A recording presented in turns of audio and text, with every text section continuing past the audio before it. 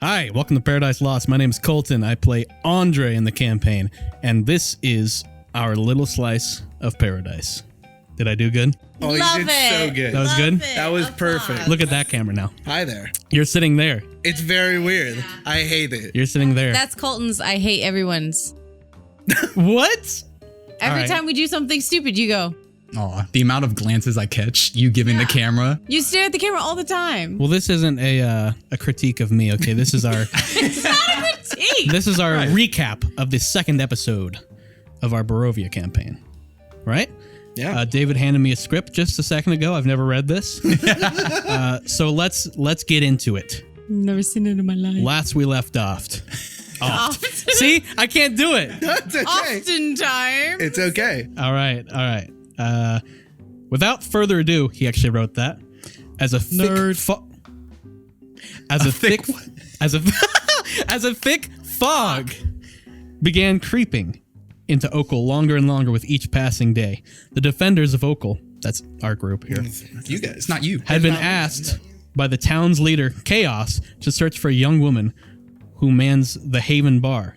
Natalie, that's the one we're trying to find, right? Indeed. The defenders managed to... I can't read at this angle. The defenders managed to find her as she was being attacked by wolves. But as the group was trying to eliminate the wolves, a different four-legged beast and its rider swooped in and took Natalie, rushing further into the heavy fog as dusk was on the horizon. This is well written. His voice is so good usually for is. reading. Look at you. Really? Colton's voice. This is very nice. Well written, well spoken. Yes, I know. Just vibes. Oh my god. They're there. I don't even have to add auto-tune or anything? Oh my god. We can do that in post. We'll do that. Chasing after them, our heroes tried tracking them further into the fog. We complimented him. Well Too spoken. much. Well Too spoken. Eventually, they stumbled onto a vast collection of goblin and hobgoblin corpses. Oh my god. What was the percentage of hobgoblins to Was there a war? goblins? Now we're asking you, even though I'm sitting here. No, it's great. It's Right. great. So, I'm Skipper. on display. So it was more hobgoblins because hobgoblins ran the tribe that we're going to talk about. Oh! This is the first My episode with that. But this, I made notes of it throughout the session as well, that, this group was decimated. This was the sign of that. Whatever, they endured through the fog killed a huge collection of people. Oh. Nice. So, and in that tribe is mainly hobgoblins, and the goblins were typically the servants to them. It's Oh, all shit. starting to There's a come whole back. thing. Yeah, I'm going to assume you guys knew that. Right? they do know. Good look. Yeah, You're getting it. I love it. Checking out. Let's see. As the group put the pieces together that it was likely a migrating hobgoblin tribe, they were suddenly assaulted by many of these corpses. Oh shit. Who somehow that? had become reanimated zombies. I did not know that. It's in the moment. Oh, fuck. He goes, oh shit. I haven't read this. I'm telling you, this is going to be a lot of surprising moments. I love it. Having survived the encounter with the sudden zombie incursion, the group continued following the tracks with the knowledge that there may be danger ahead they have there not was. encountered in this wilderness before. Yeah, Well, it wouldn't be much of an adventure if that wasn't That's the case. true. Yeah. But I added that in since there was a fog that apparently there were now zombies in. Oh, yes, But I do indeed. always like the adventures that we don't die in. Oh, fuck. I'm editing it now. Oh, Oh, no. Okay. They found that the tracks led to a cave in one of the hillsides. With the night having arrived, the group ventured into the cave to find 3 goblins standing guard. Within... Right? She's remembering. Yeah. But who were deathly afraid of the newcomers. Okay, well, you were really mean to them. Stating that they were just trying to survive.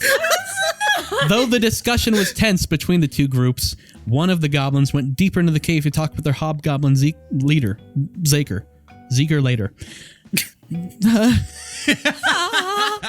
You're doing so good. They talk with the leader, Zaker, about the newcomers who may be able to help them. That's us. We're going to help them. Following after Allegedly. the clearly injured goblin escorts, the heroes were brought into the main chamber that this group had made their temporary home. It was clear that the group within were the remnants of a tribe. Most of them were very injured and trying to take care of themselves. With their monstrous mounts known as wargs, oh my god, Beside Very Lord them, of the what's a Rings. warg look like? The warg is like so it was the four-legged beast that the goblin was riding on, and they have like, they're not necessarily wolves. They're not like covered in fur per se, but the fur that they do have is more just more gray or brown in general. But then like the head of it is like much larger. At least that's like at least from the images. I'll put an image up right now. Of what There's the an warg image is. of it right Look now. how ridiculous It's right- that do you head see is. that? It's so I'm big. just saying, if you Oh my watch God. Lord of the Rings, the Two Towers, there's wargs in there You'll get I don't it. They got big head. But it's basically on their like trip to Helm's Deep. it's basically like a wolf adjacent I remember kind of Helm's creature. Deep. I like Helm's Deep. Typically that like hobgoblins and goblins train. So they were in the cave. Mhm. There were some wargs there. The leader, Zaker, who also had signs of injury through a lost eye, came out to have an intense big discussion. sign. It's a clear sign that he had lost an eye. He's like, hey man.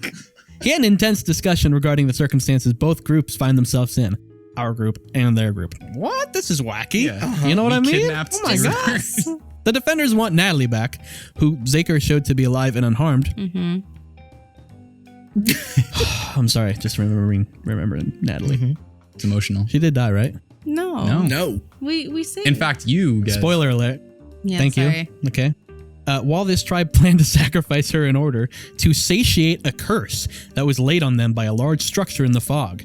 Believing the curse to be real after the mass destruction of their tribe, they became desperate. I Okay. was totally okay with this. So they sacrifice. believed there was a curse. Basically. Okay. A deal was struck. The defenders would go investigate this house and alleviate the curse. Mm-hmm. In what are those called? Levy. Parentheses? Quotation mark. Quotation marks.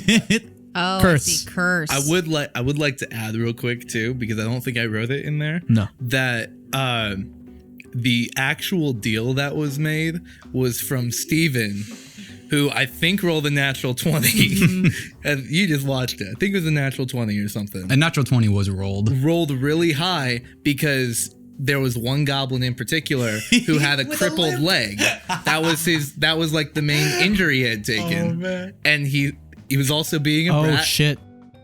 And through the natural 20, Yeah. convinced Zaker that you don't need this goblin. We're gonna take him, and if there is a sacrifice needed, we'll sacrifice him. It has to be you. That was Nagorg. That was Nagorg. What a man. We took one of the injured goblins named Nagorg as collateral. Yep. Fantastic. Oh, and we used the fuck out of that guy. Yep. Listen to what we did to him. Listen. Using Nagorg to help navigate back through the fog, the group eventually found their way to the house that was spoken of, outside of which were two children named Rose and Thorn, a sister and younger brother, respectively. Yep. Rosenthal. Right? And then she wanted to kill him, and I said, no, don't do that. Neither of which could be older than 10 years old, which is why you want to kill them. They're not okay. Because they were sus as fuck. The children spoke of a monster that the parents kept locked in the basement. I don't remember that. They were outside their front house talking about a monster that was in their basement. You guys just fucking... No. Jesus Christ. I am the captain. The defenders told the kids to stay where they were, while they go inside to investigate, hoping to find their parents. Apparently, an infant baby brother and the monster somewhere within. There was a... You get the spoiler alert. They'd never explored enough. You guys never explored enough to potentially find. We were going to find a baby? It was gonna be dead, Oh my god. but That would have been No tragic. baby ghost. That could have been fun. could have been really weird. Yeah, like a baby ghost walking around. Yeah. I might have admitted at that point that something was sketched out if there was a baby. That Hey, I'm a that baby. That would have been the big There's a part. monster in the basement. Mhm. That's like every baby in like 80s movies when they can talk. Yep. They sound like that. Okay, making their way from room to room of this home, they stumbled onto a library that, as Andre began looking around, found a hidden door leading into a small storage space. Yes, I you found did. that. Oh, yeah. Inside of this chamber was a collection of books hidden away, as well as a half-open chest with skeletal remains sticking from someone many years past who may have triggered a trap from the chest. Oh, How do you get in the chest? It was mainly like he opened the chest and then the darts had shot out from it into his chest, and then he like landed onto the chest, basically. Oh, okay. Yeah, it does say half open chest. I was imagining it was a closed chest. And that would have been weird. He got in it. Okay. Then it ate him. Inside the chest was a letter with the seal of a raven on the foreground of imagery of a large castle. Do we have that? I you? actually put it in there. I can grab it. Just grab it. Just grab it. It's worth it. Oh God, I got it. It's fine. This you? Reading the letter that began with "My most pathetic servants," it clarified. Yeah, just hold it up to the camera there while I read. And then aggressively say, "This you?" It clarified that some kind of worshippers to the writer had no influence over him or how he was brought into existence. It was domineering and declared that the writer would not be involved in any way to save them from some sort of wretchedness. The letter was signed with "Your Dreadlord Master, Strahd von Zarovich," the first mention of the Barovian beast. What's his name? Your boy. What's his name? Oh shit! What The up? devil of Barovia? The devil himself. The Barovian beast. And that's all that happened! Exclamation point. Dude, That's it. thank you for writing that. Just so little. That's the end of episode 2. And let me tell you, you cannot wait to get to the third little slice of paradise, because that's going to be the best one. Brandon's going to read it.